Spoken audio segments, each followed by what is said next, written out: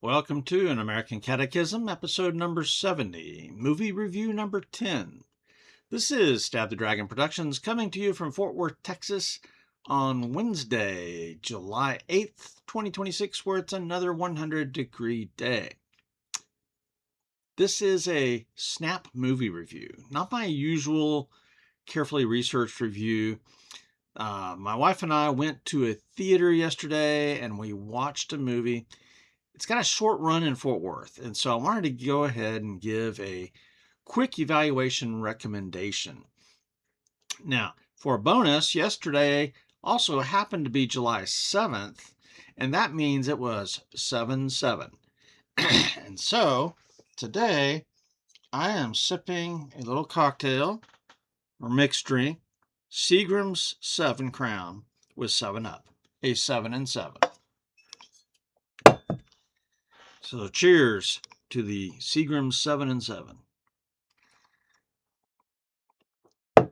Now, just the facts. The movie is released from Angel Studios. It is directed, produced, and written by John Irwin and some other people. But produced by the Wonder Project and starring William Franklin Miller as George Washington, Mary Louise Parker as George's mother, Mary Washington. And it comes in at 122 minutes. My quick score was an 89 of 100. Now, I deducted some points from production background because, again, this was just a quick review.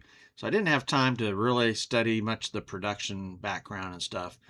So really, this score should be up around 93, 94. My letter grade, though. Letter grade for enjoyability and importance, an A+. All right, so let's go through some of these steps that I normally go through on a movie review, starting with historical accuracy.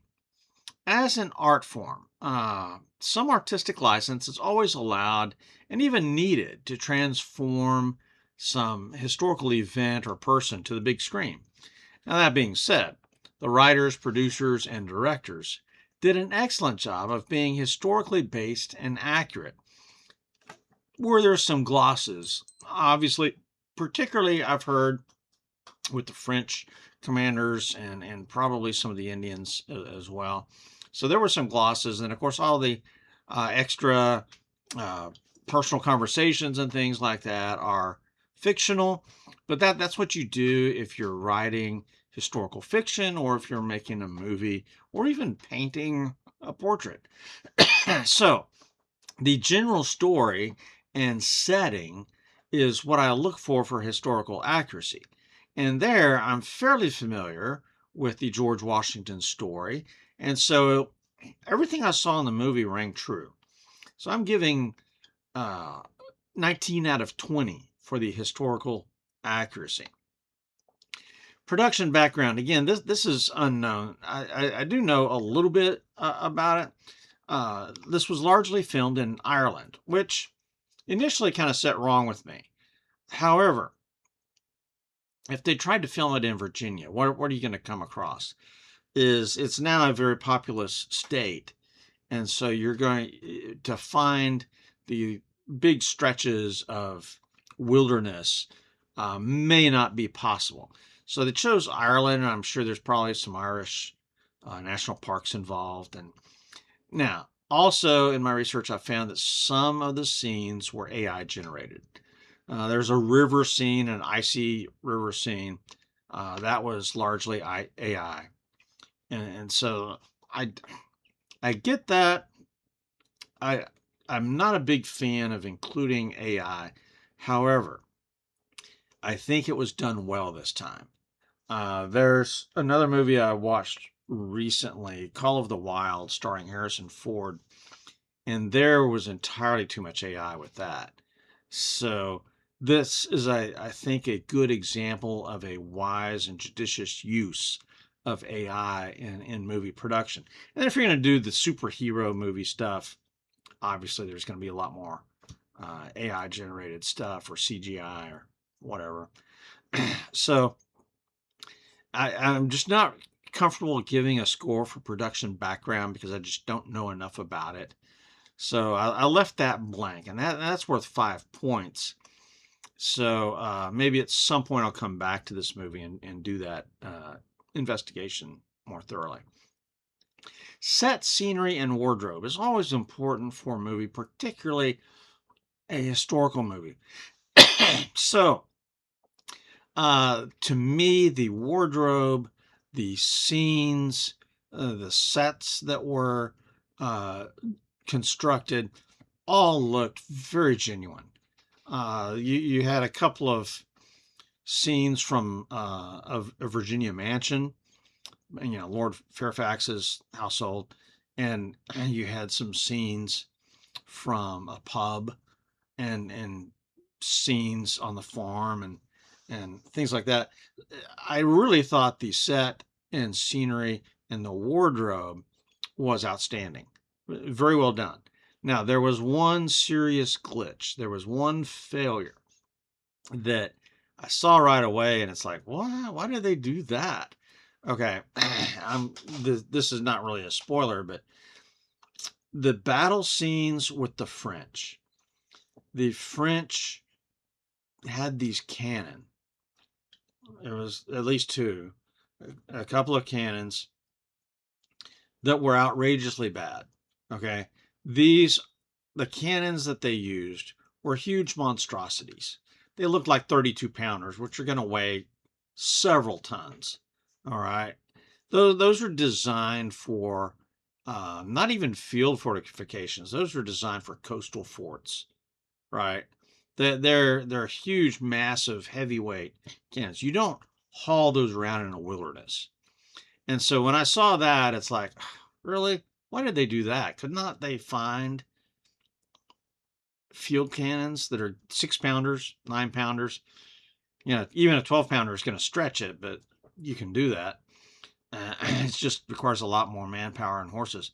But these things look like 32 pounders. Okay, I mean, they were massive. And then when the cannons go off, it's like, no, nowhere near the real thing. And so that was a problem with the set and the equipment, the armaments that they used. And I also, the muskets that were used seemed very short. And so I'm not sure of the muskets, how accurate the muskets were. I mean, that I'm nitpicking here. As a former military guy, I do critique military scenes in movies a lot for accuracy. And I kind of think some of the muskets that I saw in the movie were not quite accurate, but they were sufficient. But the cannon, that was outrageous. That was outrageously bad. Okay. Now the scene with the British column going through the wilderness, and then they stop because there's a fallen tree and they're using axes to cut the tree apart and stuff. Okay, that's very realistic. That was historically very accurate. Moving that column through the wilderness was a huge chore that proved fatal for Braddock. All right, so set, scenery, and wardrobe. I'm going to go ahead and give it a 10 out of 10, even though the artillery was woefully inadequate. Music. I am not the musician in the family, but I really think the music was pretty appropriate. It was largely classical based music. And there was one scene with one of the parties at Lord Fairfax's home where, that there's string quartet going on, or it's probably more than a quartet, but a small orchestra or whatever. And I heard something that reminded me of Bach, maybe Brandenburg concertos or something like that. There was a little bit of the music there that sounded familiar. But when I checked the music, and you had to do a little bit of digging to find that, all the music came from Kevin Kilner and his two children, Sean and Deanna, or Dina or Deanna, I'm not sure. I think it's Dina. So it was a family project, and it was really very well done. So I think they incorporated some classical music of the time period. And see that's what I keyed in on when I was listening to the music was, oh, that's period appropriate music. All right. Now, I could have wished for some of the scenery with some music that was choral. I think the movie could have profited by having some choral music, uh, but that was, unless I missed it, I didn't hear any choral music. So, but by and large, I thought the music was very successful, though not necessarily memorable. So, 13 out of 15 for the music.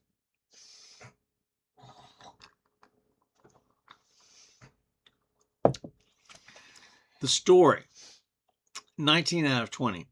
They did get the story right, and they told it in an engaging manner.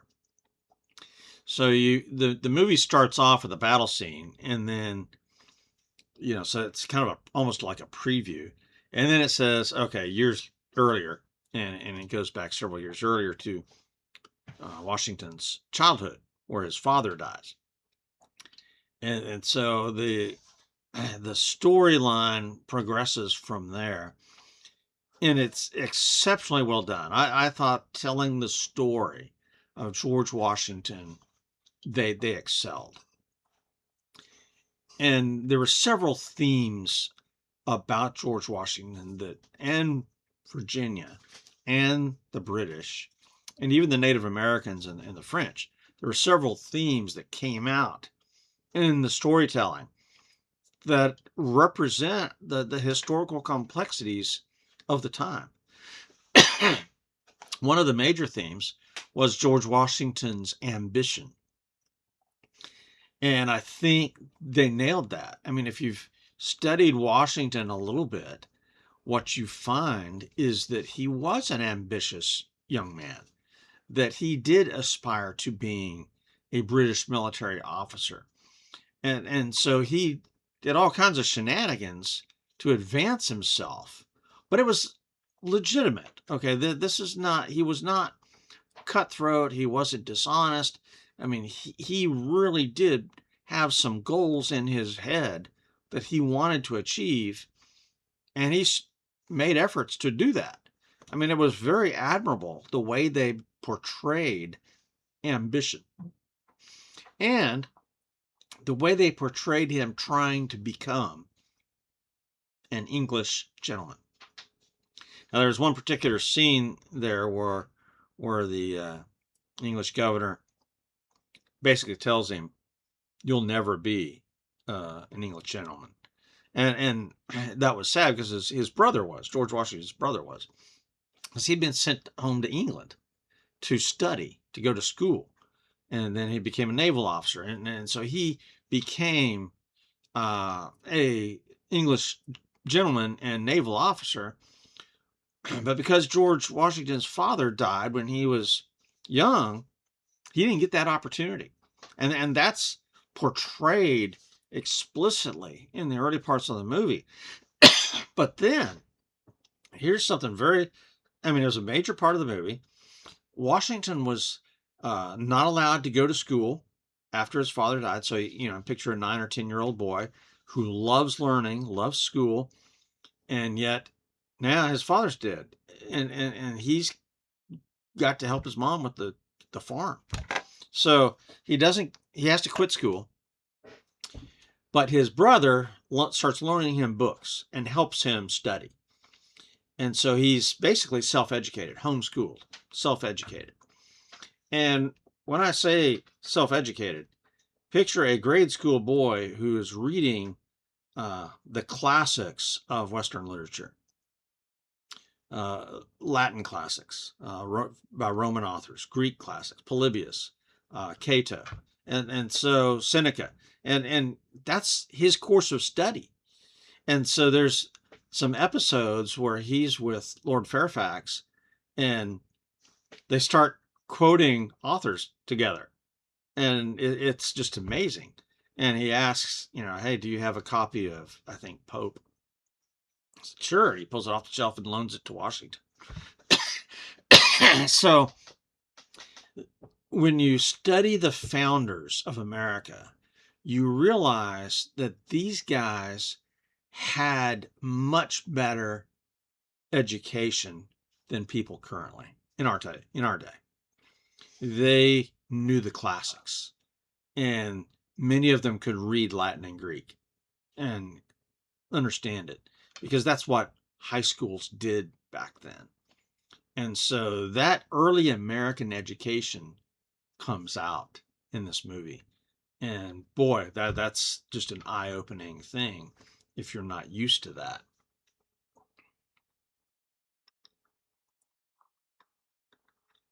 Washington is portrayed also as a land surveyor and explorer. He led a survey expedition into the Ohio Territory. I mean, you're looking at just a small group of guys, and in the movie it's three, and they're just exploring out there in the middle of nowhere, and run into Indians and run into the French. And if you can imagine surveying, and I mean, they had the survey equipment. His brother had given him a compass, a survey compass, and they're out there taking measurements and recording all this data, just penetrating into the wilderness. What a courageous uh, undertaking that is. And that's George Washington. That is exactly what he did. And then when he encounters these French and sees these French, he comes back and he reports what he found. And there's this dialogue between him and the colonial governor, and then later the officers in charge of the military presence there, and it's just amazing to watch that, and it's really pretty accurate, I think. And so for the story, and then there's this love interest there that ends up in a not so good way that again I think is pretty accurate. So the battle sequences, the two big battles that happen at Fort Necessity, and then Braddock's defeat, those are well documented historically. The all the bullet holes in Washington's uniform and his hat, pretty accurate. So the story was magnificent. It was very well done. So 19 out of 20. The acting, I'm giving 15 out of 15 because I thought, all the actors throughout were just fantastic and very realistic. The writing was good, very good, excellent. So I think acting was 15 out of 15. Special effects, I took off a couple of points. I gave it 8 out of 10. Again, that's kind of related to the artillery that was displayed. Very unrealistic with the artillery. And so special effects, I took off a couple of points there. And then bonus points, 5 out of 5 for bonus, because this, all right, I'm a homeboy. Okay. I mean, I'm an American patriot. I've studied American history all my life. And so I was excited about this story. And sure enough, it lived up to my expectations. So 5 out of 5 for bonus points. And I've recommended this movie verbally now to one of my neighbors and two coworkers at work. So hopefully that they'll go see it. And here's the part of the movie experience that my wife and I had, though. We went to a matinee, and so it was dominated by people our age, older people, and not any younger ones that I saw. And so I really do hope that in some of the evening shows that there's some younger people there. This movie is something that really needs to be shown to younger people. And I don't know if it would even hold their interest, but who knows? But the movie is very well done. It's excellent. Tells an important story for our country, and all I can say is more, please. I think Angel Studios is doing a good work here. Some of the previews of things that they're working on coming down, and some of their past work, what I see is a trend. This is a very patriotic, America positive movie studio that they're working on things to tell our story in a way that goes counter to what Hollywood has done through the years. So if you've not seen this movie, I would really urge you to go see it. This is, top tier for me. One of the best movies I've seen in my life. All right. Well, I'm going to continue enjoying my 7 and 7.